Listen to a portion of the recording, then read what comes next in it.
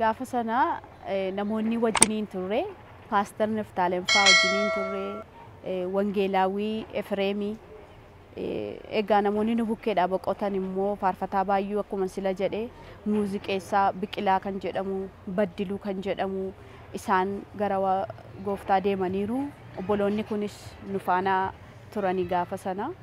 Faarfattuu ayyaantuu baay'een jaalladha. Baay'een iddoo qabaaf Waaqayyo ishee eebbisu makiinaan Dambidolloo deemu galagale gaafa jedhan akka ayyaantuun keessa jirtu hin beekun ture. Takka turee naa dawwalanii ayyaantuun jirtii dawwalee hubadhu naan jedhe guutiyyeen dawwalee gaafa dawwalee hubadhu immoo natti fakkaachuu iyyuu didee dhuguma ayyaantuun jirtii jedhee sodaa guddaa keessa waan hangaleef ati ayyaantuudha jedhee deebiseen gaafadheenii ture ani ayyaantuudha naan jettee amanuu hin dandeenye. Gaafa waan sana dhageenyu balaa sana akka ta'een gaafa dhageenyu ayyoon akkasiin tajaajilaaf biyya galaa jirtu waan hin beekuu fi baay'ee gadda guddaa natti dhaga'ame maaliif namoota baay'ee biraa du'ee jedhamee waan odeeffamaa turee fi maqaadha yeroo sana nu ga'uu baatus dhaga'uu baannus namoota baay'eedha kan biraa du'e. Jalqaba kana waa'ee ayyaantuu fi waan hundumaafuu Waaqayyoof galanna ta'u sababiin isaa yeroo sana itti dhiyeenyaan baay'ee duukaa rakkachaa dhiphachaa turre. Nagaan Waaqayyoo hunduma keessaniif haa ta'u. Maqaan koo faarfattuu ayyaantuu dheeressaan jedhama. Kan hin dhaladhe godina Qellem Wallaggaa naannoo Dambidollooti. Dambidolloo ganda Duwwaa 3. Amma immoo bara 2004 kaasee naannoo kanadha kan hin jiraachaa jiru. Naannoo Buraayyuu.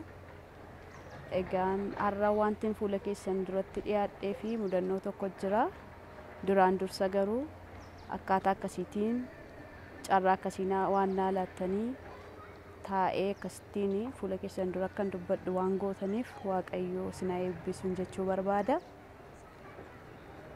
Itti aansuudhaan gara mudannoo kanatti yeroon seenu bara 2007 naannoo gara biyyaa otoo deemuutti jirru makiinaa taataadhaanii geedoodhaaf ijaajjii gidduutti makiinaa nuti ittiin deemaatti jirru konkolaataan kun galagalee ture. Achi keessatti gargaarsa Waaqayyoo naaf godhee fi olmaa Waaqayyoo naaf oolee fuula keessan dura taa'een isinitti dubbachuu barbaada. Maaliif kanarraa namoonni baay'een dhuga ba'umsa kanarraa waan baay'ee akkasiin barattan Waaqayyoo akka nama oolchuu danda'u, akka nama jiraachisuu danda'u, akka namaaf araara gochuu danda'u akkasiin hubattaniifan dhuga ba'umsa kana isinitti dubbachuu barbaada. Egaa sana keessatti waan lafinni Waaqayyoo baay'ee na gargaaree baay'ee na wajjiniin ta'ee har'a akkasittiin fuula keessan dura taa'ee dubbachuu danda'eera. Gaafa sana akkuma nama tokkootti hin deemne gaafa deemneennu barcumni nuti irra teenyu nama 3 ture. Namni inni nu gidduu taa'uu fi inni gara qarqaraa taa'u gooftaa qaba. Inni ana bukkee taa'u immoo gooftaa hin qabu ture. Mucaan inni gara qarqaraa taa'u suni ani nagarreen ture dhugaatti ba'aa tureetu dhumarratti gaafan ilaalu isaanii gooftaatti masakkaraa yeroon arge. Kana booddee ani immoo sarkaa fuudheetti haasa'eetanii dhumarratti akkastu ta'e akkas jedhe mucaan inni natti aanee taa'u suni gaaffii tokkoon si gaafachuu barbaada naan jedhe. Innis maali yeroo jedhe gaafadhuuni namichi inni Yesuusii wajjiniin fannifame warri nama lamaa sun namichichi akkamitti jannatatti Yesuusiin duukaa seenee naan jedheetu na gaafate. Isa booda akkasiin jedheen. Ati har'a yookiin makiinaan kun yoo galagalee yookiis immoo makiinaan kun har'a yoo gubate ati gooftaa Yesuusiin fayyisaa lubbuu keetii godhattee yoo fudhatte gara gooftaa deemtee ati jannatatti galta jechuudhaan jedheeni. Ergan jecha kana jedhee booddee garuu jechi sun gurra koorraa baay'ee na iyya ture. Akkaataan itti jedhe sunis naan galle. Kana booddee amma gaaroo makiinaan galagalu sun nutti dhiyaateera. Akkasiin jedheen irriba na godhe. Gaafa irriba na godhu nan ciisa gadan ciisaatii gaaffii kan biraa qabdaan jedheen. Iyyoo gaaffii kan biraa hin qabu jennaani faarfannaa utaaruu keessaa tokko banateetu dhaggeeffachuutti ka'e. Isa booddee yeroo kana raawwadhu wangeela baadheen tureen boorsaa koo keessatti takka gaafan karaa deemu wangeela boorsaa koo tuun taane boorsaa uffataa keessan kaa'a gaafa sana garuu obboleettiin koo dhiisituu seen jettuun lakkeedheen harkattiin fudhadhee ka'e boorsaa harkaatti wangeela sana fudhadhee gaafan ilaalu numan dubbisanaan dubbifamu gaafan takka jedhu gaarummaa waaqayyoo bara baraan jiraata kan jedhu duwwaatu sammuu koo keessatti naa hafe kanaan booddee itti fufnee mala keenya itti fufnee xiqqoon turre akka na raffisuu gaafa barbaadu shaarbiin qabadhee jira isa ofirra buusee rafe gaafuma gacciisu ani irriba keessaa abjuun dhagaa abjuudhaan itti fakkaate wayyoo kan jedhu gurra koorraa dhaga'ama ture taateen sun hundumtuu ta'e makiinaa sunis galagalee hundi isaa erga raawwatee eessattan naqee xiqqoo ishee gara sammuu kootitti deebi'a hospitaala geedootti erga ambulaansiin nu fuudhee sookkeen achi ga'ee xiqqoo akka nama birri jedhee irriba keessaa ka'utti dammaqeetanii maa inni makiinaan kun kan keenya miti eessaan nu deemaa jirtu gaafan jedhuuni gacciisi namuma naan jedhuun dhaga'an ture deebi'een ciise ambulaansii keessa. Namni ayyaantuun hin jiraatti jedhe tokkollee hin jiru sababiin isaa tajaajila utuu gara Damdolloo deemaa jiranii naannoo Jaajjitti makiinaan kufee tajaajiltoota hedduu nama tajaajiltoota 40 oliitu akkasitu du'e. Sabooda ammas narraa galaa dhufe sammuutti gaafan deebi'aa dhufu gaafa nammas akka namarri baadamma qottol jedhee ilaalu namni na duukaa jiru hundumtuu dhiigatutti jijjira amma naa dhufe akka makiinichi galagalee sabooda hospitaala geedoo geenye hospitaala geedootti iddoo kana asii tokko as jira tokko iddoo kana jira kan cite kana naaf hodhaniitu sabooddee gara poolis xaabiyaa deemnee waan nu gaafatan nu gaggaafatanii gara Finfinneetti achi ol deebine jechuudha. Yeroo ol deebinee jennu mana yaalaatti yaalamneera waanta ta'eef gara hospitaala Phaawulositti gaafa nu dabarsanii achis immoo hamma ta'e nu yaalaniitu gara manaatti deebine. Gaafa gara manaatti deebi'u kun gaafa kamisaati. Gaafa kamisaa darbee gaafa jimaata darbee sanbata duraan darbee sanbati darbee dafinoo isaa galgalaa abjuudhaan natti argama mucaan wajjiniin turre faarfataa baayyuu kan jedhamu inni nu biraa boqoteera isatu reeffa isaa gara biyyaatti fe'aatti jiru jedhee gaafan haasa'u egaa ijoollee dadawwalanii sammuu isaanii amansiisaniitu sammuun koo akkan nagaa ta'uu fi innoo nagaadha kunoo fayyeera naan jedhan naan ciise deebisee dhuguma isaa bari'ee facaasaa egaa ergasiiti kan natti manii yeroo sanatti sammuu koo keessa hin jiru sammuu koo keessaa ba'eera facaasaa akkuma reeffa baayyuu shanyaanii geggeessanitti bulchiinsa magaalaa Bukkeetti geggeessanidhani akka geggeessanitti namoonni sun na bira kan isaan gara mana anjiraadhu naannaanitti kan isaan dhufanii sana keessatti waan baay'eetu ture du'aa jirti isa du'aa jirtu kanaaf immoo qophaa'utu nurra jiraata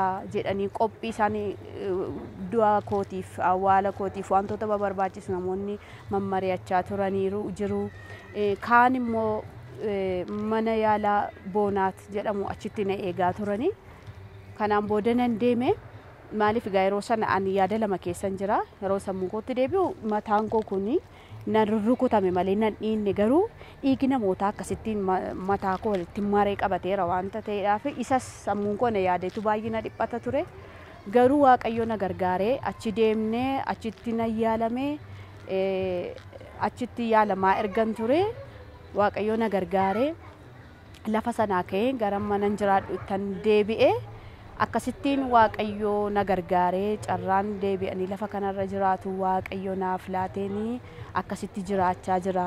Gaafan dhufee gaafa guyyaa lammaffaa sadaffaa gaafan dhufee hubadhu immoo fuulli ishee jijjiiramee jira ayyaantuma yuun fakkaattu ture fuulli ishee asiin addi ishee asiin tarsa'ee jira ture baay'ee boo'aan ture. Ammi sun biraa du'ee isheen immoo lubbuudhaan gaafa arginu baay'ee nu gammachiiseera garuu balaan irra geessuun baay'ee ulfaataadha. Batalee gara ijaa ani akka kootti natti ulfaata ibsuudhaaf dhugaa dubbachuuf jechuudha. Gaafa sana namoonni wajjiniin turre Paaster Niftaalem fa'aa wajjiniin turre Wangeelaawwii Efreemii egaa namoonni nu bukkeedhaa boqotan immoo faarfataa baayyuu akkuma sila jedhe muuziqeessaa Biqilaa kan jedhamu Baddiluu kan jedhamu isaan gara gooftaa deemaniiru obboloonni kunis nu faana turanii gaafa sana magaalaa Finfinneerraa ka'ee gara magaalaa Dambidollootti kan inni deemaa ture. Yeroon isaa immoo sa'aatii 3-4 gidduudha. Yeroon taateen kun itti ta'ee jechuudha. Walumaa gala namoonni walii faana deemaa ture namoota 60 qabatee kan deemudha. Isaan keessaa garuu haala sana achumatti kan lubbuun isaanii darbe namoota 38tti tilmaamaniiru. Isaa asitti immoo kan du'anii jiru kan balaa gurguddaan irra ga'e miidhamni gurguddaan kan irra ga'e jira. Kan ergasii miilli isaanii mucaan tokkoffaa kan irraa cite jirti. Kan baay'ee miidhama sammuutiin miidhamanii hammarraatti miidhama sanatti fayyuu hin dandeenye madaa sana baatanii taa'an illee jiru.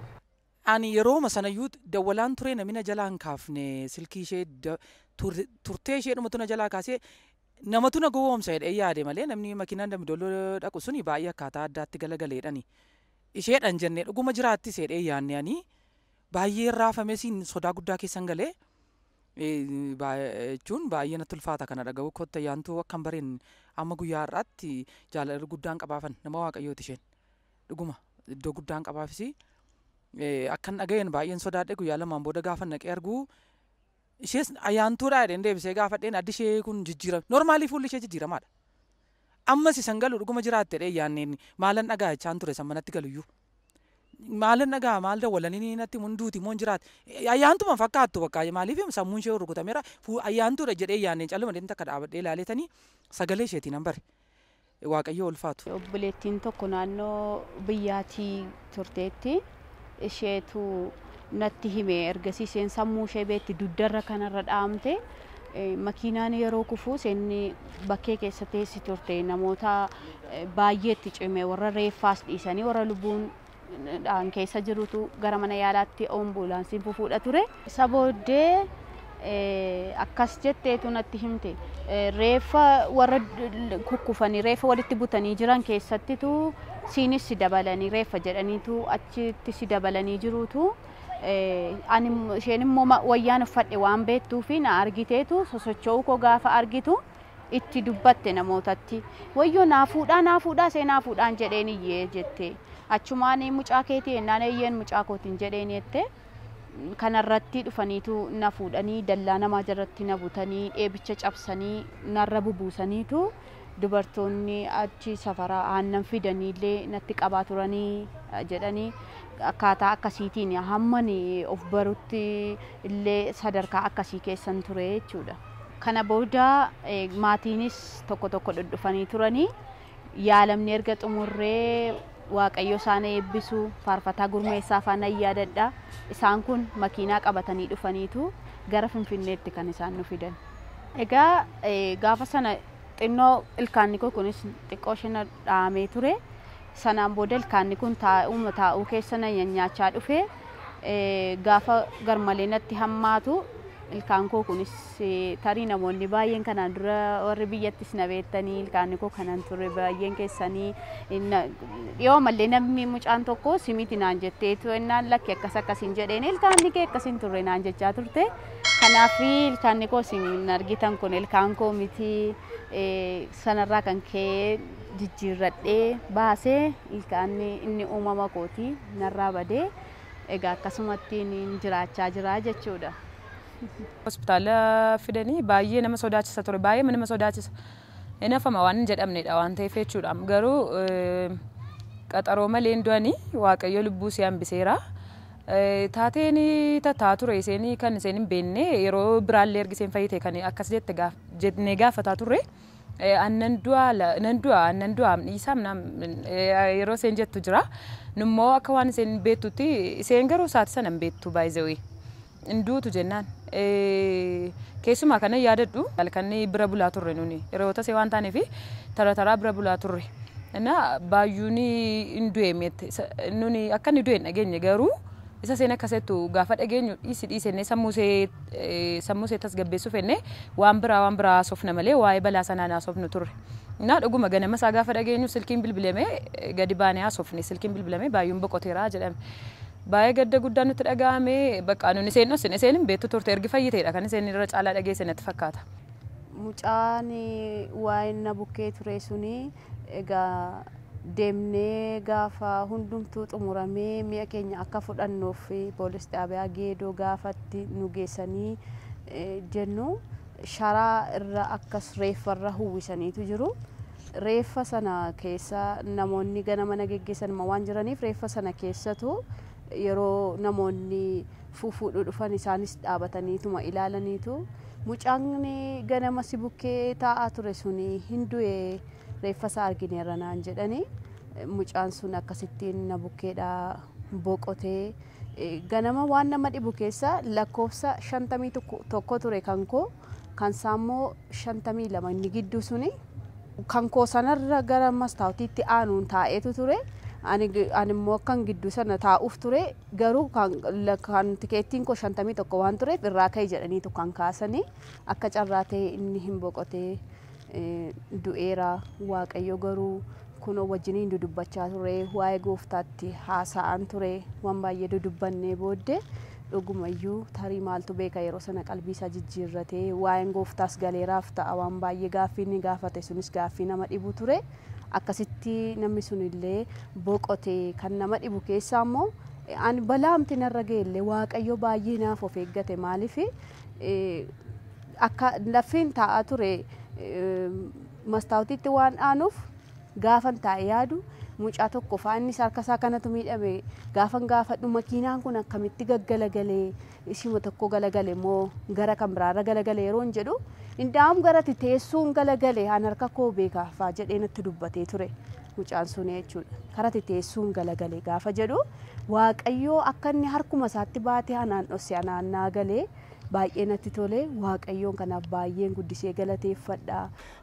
Yeroo sana achir keessatti kan isheen miidhamte namoonni ishee bitaaf mirga ishee ta'an du'aniiru. Isheenis gaafa hospitaala galchisnee yaalchisiifnu obbeekuu waan hin dandeenyeef yeroo dheeraa tuu sammuutti hin deebiin waan turteef namni hin jiraatti jedhee yaadeen jiru. Itti fufee ganaa hojii Waaqayyoon hojjedhaa maqaa Waaqayyoo kootii kana ganaan jajadhaa warri kana dhaggeeffattan oolchuu Waaqayyoo gargaarsa Waaqayyoo araara Waaqayyoo haala barbaade keessa yommuu jiraattan akka Waaqayyoo harka isin qabu nana mana. Kanaaf akkasittiin Waaqayyoon abdii hin kutatinaa haala hin mijanne kam keessa yommuu jiraattan iyyuu Waaqayyo hin oolchasi hin of galchas. Guddisee koo Yesuusee jedhee si jajadhaa kanaaf gale kana ameen ameen ameen ameen ameen ameen.